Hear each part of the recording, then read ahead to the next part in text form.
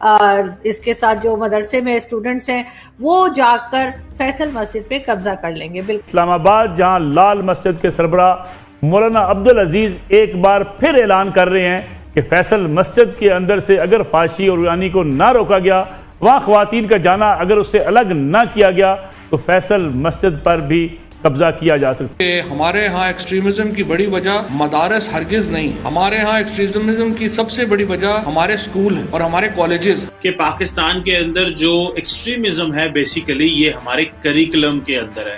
آپ پوری دنیا کے جو ویسٹ پہلے ہی ہمارے خلاف ہے، وہ کہتے ہیں جی یہ پاکستان میں دہشت گردی کی تعلیم دی جاتی ہے۔ اس لیے ہم تو اس گندے نظام کا خاتمہ چاہتے ہیں، صرف فیصل مسجد کی بات نہیں ہے، ہم تو چاہتے ہیں کہ وزیر اعظم ہاؤس اور صدر ہاؤس کا بھی کنٹرول حاصل کیا جائے اور اسلامی ریاست قائم کی جائے اور اس کو جامع صدر ہاؤس اور وزیر اعظم ہاؤس کو جامع حفصہ بنا دیا جائے۔ پاکستانی پوری قوم اسلامی نظام چاہتی ہے اور اس طاغوتی نظام کا خاتمہ چاہتے ہیں۔ انشاءاللہ جیسے افغانستان میں طالبان کی حکومت قائم ہوئی اور پتہ بھی نہیں چلا، انشاءاللہ وقت آنے والا ہے کہ اچانک ہی الحمدللہ اہل حق کھڑے ہوں گے اور تیزی کے ساتھ اس طاغوتی نظام کو یہ جو ہے سمٹتا چلا جائے گا۔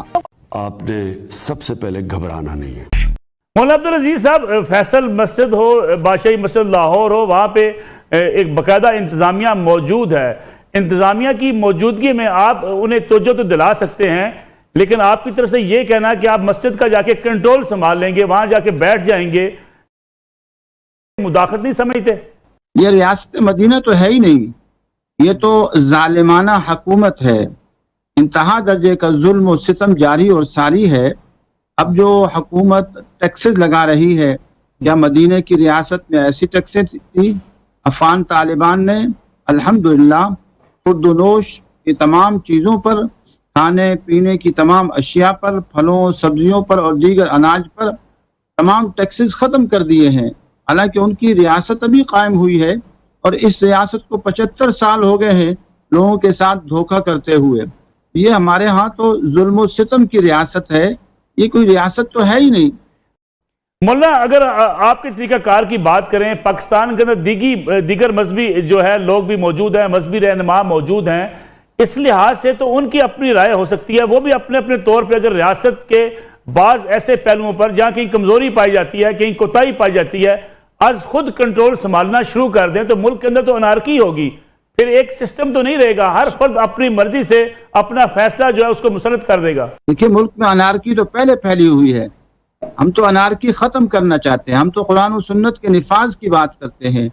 کیا پاکستان کے اندر آپ کسی علاقے میں چلے جائیں ڈاکوؤں کا راج نہیں ہے، بلکہ ہر ایک ڈاکو بنا ہوا ہے۔ آج تو ہمیں دنیا کی ہوس اتنی دلوں میں ڈال دی گئی ہے ہمارے اس انگریز کے نظام تعلیم نے کہ آج عمومی طور پر ایک ڈاکٹر ڈاکو بنا ہوا ہے۔ آپ عدالتوں میں چلے جائیے، وہاں چھوٹے سے مقدمے میں ایک وکیل لاکھوں روپے جو ہے وصول کر جاتا ہے، آہستہ آہستہ پتہ ہی نہیں چلتا، انسان جیل چلا جائے چھوٹے مقدمے میں تو وہاں عدالتوں کے اندر لاکھوں روپے لگ جاتے ہیں، اور اگر وہ ہائی کورٹ اور سپریم کورٹ تک معاملہ چلا جائے تو وہ جو ہے وہ مقدار، وہ رقم کی مقدار وہ تقریباً 20-25 لاکھ تک پہنچ جاتی ہے۔ یہ کوئی قانون ہے؟ یہ نظام ہے؟ اور دیہاتوں میں ہر طرف ڈاکوؤں کا راج ہے۔ اس لیے ہم تو اس گندے نظام کا خاتمہ چاہتے ہیں، صرف فیصل مسجد کی بات نہیں ہے، ہم تو چاہتے ہیں کہ وزیر اعظم ہاؤس اور صدر ہاؤس کا بھی کنٹرول حاصل کیا جائے اور اسلامی ریاست قائم کی جائے اور اس کو جامع صدر ہاؤس اور وزیر اعظم ہاؤس کو جامع حفصہ بنا دیا جائے، اس لیے کہ یہ سب کچھ کام نہیں کر رہے، اس سے قوم کو کیا حاصل ہو۔ لیکن مولانا اس وقت ملک کے اندر ایک پارلیمانی نظام حکومت موجود ہے، مولانا ملک کے اندر ایک پارلیمانی نظام حکومت موجود ہے، آئین پاکستان کے تحت گورننس کا ایک نظام نافذ ہے۔ آپ کیسے کر سکتے ہیں کہ آپ کہیں کہ میں نہ وزیر اعظم ہاؤس کو مانتا ہوں، نہ ایوان صدر کو مانتا ہوں، نہ پارلیمنٹ کو مانتا ہوں؟ یا تو آپ کے فالوورز کی تعداد اتنی زیادہ ہو کہ آپ کو لوگ اپنا امیر چن لیں یا ملکی ریاست کے امور چلانے کے لیے آپ کو ذمہ داری دے دیں، لیکن یہ نہ ہونے کے باوجود آپ کس طریقے سے یہ سارا کچھ کر سکتے ہیں؟ بات یہ ہے کہ الحمدللہ ہمارے جو سوچ اور فکر والوں کی تعداد پاکستان میں بہت زیادہ ہے، یہ تو وقت آئے گا تو جب پتہ چلے گا۔ الحمدللہ بہت بڑی تعداد ہے जो सोच रखती है, इस इस्लामी निज़ाम क्या पूरी कौम नहीं चाहती?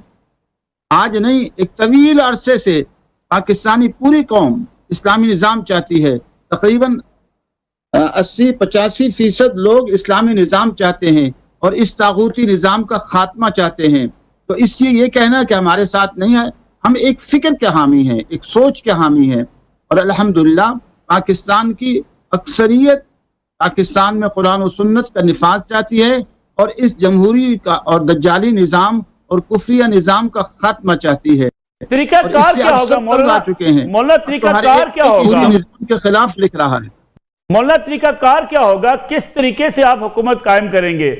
क्या इलेक्शन में हिस्सा लेंगे या इक़्तिदार आप जाके छीन लेंगे? क्या करेंगे? इंशाअल्लाह जैसे अफगानिस्तान में तालिबान की हुकूमत कायम हुई और पता भी नहीं चला, इंशाअल्लाह वक्त आने वाला है कि अचानक ही अल्हम्दुलिल्लाह अहले हक खड़े होंगे और तेजी के साथ इस तागूती निज़ाम को ये जो है सिमटता चला जाएगा।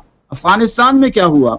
अफगानिस्तान में 1-2 महीनों के अंदर ही सारा तागूती निज़ाम लपेटा गया और वहाँ पर इस्लामी निज़ाम आ गया और वहाँ का जमहूरी निज़ाम भी लपेटा गया और वहाँ की पुलिस और फौज का निज़ाम भी लपेटा गया। अल्हम्दुलिल्लाह तालिबान आ गए। तो यहाँ भी अल्हम्दुलिल्लाह अहले हक और कुरान और सुन्नत के चाहने वाले तेजी के साथ छा जाएंगे।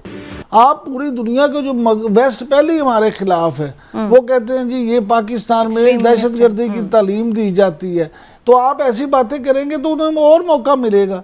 ये फवाद चौधरी साहब हमारे दोस्त हैं, लेकिन चौधरी साहब ना जज्बात की रोह में बह जाते हैं। ठीक है, वो ऐसी बातें कर जाते हैं जो बाज़ औक़ात नहीं भी करना। लेकिन ये तो एक चीज़ है हिलाली साहब कि हमारे सोसाइटी में ओवरऑल एक्सट्रीमिज्म तो है, इंतहा पसंदी है, चाहे पॉलिटिकल साइड आप देख लें, हम एक्सट्रीम पोजीशंस ले लेते हैं हर चीज़। खैर, पहली बार इन्होंने माना खतरा हमारे लिए इस्लामिक कट्टरपंथ है। अभी हमने टीएलपी के केस में भी हमने देखा है कि किस तरह से रियासत को पीछे हटना पड़ा और ये उस बॉम्बशेल की निशानदही करता है जो टिक टिक करके बज रहा है। और यहाँ पे ये भी मैं आपको बता दूं कि हमारे यहाँ एक्सट्रीमिज्म की बड़ी वजह मदारस हरगिज नहीं, हमारे यहाँ एक्सट्रीमिज्म की सबसे बड़ी वजह हमारे स्कूल हैं और हमारे कॉलेजेस। अरे चौधरी साहब टीएलपी वाले मुआहदे से लगता मुतमईन नहीं है कि मदारिस में इंतहा पसंदी नहीं है, लेकिन इस बात से मैं बिल्कुल भी मुत्तफिक नहीं हूँ कि पाकिस्तान में स्कूल और कॉलेजेस उसकी बुनियादी वजह। भाई स्कूल और कॉलेजेस को आप किस डेटा की बिना पर ये बात करें, या तो वो वजाहत करेंगे जी मैं इस वजह से ये बात कह रहा हूँ। आप पूरी दुनिया के जो वेस्ट पहले ही हमारे खिलाफ है, वो कहते हैं जी ये पाकिस्तान में दहशतगर्दी की तालीम दी जाती है, तो आप ऐसी बातें करेंगे तो उन्हें और मौका मिलेगा। ये फवाद चौधरी साहब हमारे दोस्त हैं, लेकिन चौधरी साहब ना जज्बात की रोह में बह जाते हैं। ठीक है, वो ऐसी बातें कर जाते हैं जो बाज़ औक़ात नहीं भी करना। लेकिन ये तो एक चीज़ है हिलाली साहब कि हमारे सोसाइटी में ओवरऑल एक्सट्रीमिज्म तो है, इंतहा पसंदी है, चाहे पॉलिटिकल साइड आप देख लें, हम एक्सट्रीम पोजीशंस ले लेते हैं हर चीज़ में। पिछले 7-8 साल से पाकिस्तान अपनी जनता को ये समझाता आ रहा था कि देश के लिए सबसे बड़ा खतरा नरेंद्र मोदी हैं, देश के लिए सबसे बड़ा खतरा ये अजीत डोवाल हैं, यही सब के सब बड़े खतरे हैं और कोई खतरा नहीं है। लेकिन अब जाके उन्हें ये एक्सेप्ट करना पड़ा कि नहीं, मोदी और डोवाल से खतरा नहीं है, हमें खतरा है उन लोगों से जिन्हें हमने अपने घर के अंदर पाल रखा। कि पाकिस्तान के अंदर जो एक्सट्रीमिज्म है बेसिकली ये हमारे करिकुलम के अंदर है। कल पाकिस्तान के जो इंफॉर्मेशन मिनिस्टर हैं फवाद चौधरी, उन्होंने भी यही कहा कि हमारे मुल्क के अंदर जो इंतहा पसंदी है वो मदरसों की वजह से नहीं आई, स्कूल और कॉलेजेस की वजह से आई है। खैर मैं इससे इत्तेफाक तो नहीं करता, मैं कहता हूँ मदरसों की वजह से भी इंतहा पसंदी आई और बहुत आई है, लेकिन स्कूल एंड कॉलेजेस का भी बड़ा किरदार है। और वो वजह है कि जो माजरत चाहता हूँ 80s और 90s के जो टीचर्स थे, वो जिनको एक्सट्रीमिज्म पढ़ाई गई, जिनको ये सब बताया गया और उनको ये चीजें बताई गई, और जो ये अब सोसाइटी के अंदर इतनी कल्टीवेट हो चुकी है कि हमें इस चीज का अंदाजा भी नहीं रहता कि हम वाकई ही एक्सट्रीमिज्म की तरह, हम एक्सट्रीमिस्ट सोसाइटी है ये। मिसाल के तौर पे जिसे आप कह लेना कि ज्यादातर ये कहा जाता है कि जो बच्चों को तालीम है, जो सिलेबस है, वो उसके अंदर एक्सट्रीमिज्म। मिसाल के तौर पे एक प्रोफेसर हैं, राइटर हैं, डॉक्टर एस अकबर जैदी, उन्होंने कहा कि जी जो 1965 की वॉर है वो जो है वो इंडिया की جو ہے وہ پاکستان کی وکٹری ثابت کی جاتی ہے، لیکن ایسا نہیں ہے، کیونکہ یہ وہ کہتے ہیں کہ یہ آپ نے جسے پنجابی کہتے ہیں نا کوٹ کوٹ کے بالانوں پہ آتا ہے، تو